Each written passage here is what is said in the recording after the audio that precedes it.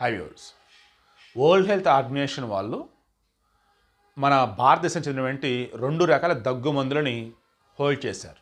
Hold కూడా కాదులేండి, క్లియర్గా చెప్పేశారు, నిషేధం అన్నారు, వాడొద్దు అన్నారు. మీకు బాగా గుర్తుంటే ఆఫ్రికా దేశం నుండి గ్యాంబియాలో పదుల సంఖ్యలో పిల్లలు చనిపోయినారు. అప్పుడు వచ్చేసి ఒక సిరప్, అది వచ్చేసి ఈ DOK1 Max అన్నది, అండ్ ఇంకో సిరప్ వచ్చేసి ఈ 2 కూడా ఈ మ్యారియన్ బయోటెక్ ఫార్మా ఏదైతుందో నోయిడా వాళ్ళది.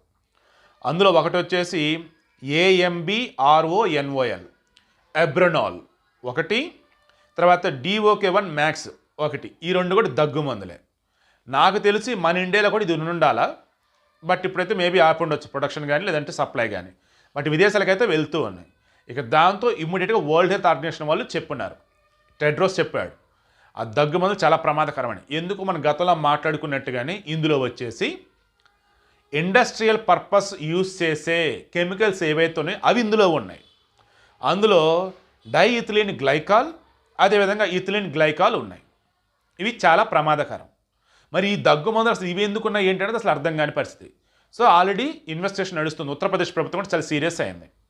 సో కన్క్లూజన్ ఏంటి అన్నప్పుడు నేను కింద డిస్క్రిప్షన్ కూడా పెడతాను, చూసుకోండి. AMBRONOL ఎబ్రనాల్ ఒకటి, DOK1 Max 2, ఈ 2 సిరప్లు నిషేధం. ఉజ్బెకిస్తాన్లో రీసెంట్గా 19 మంది చనిపోయినారు వీటి వల్లే, అండ్ గతంలో గ్యాంబియాలో కూడా. కాబట్టి దగ్గు మందుల విషయంలో కొంచెం చూసి జాగ్రత్తగా వాడుకోండి.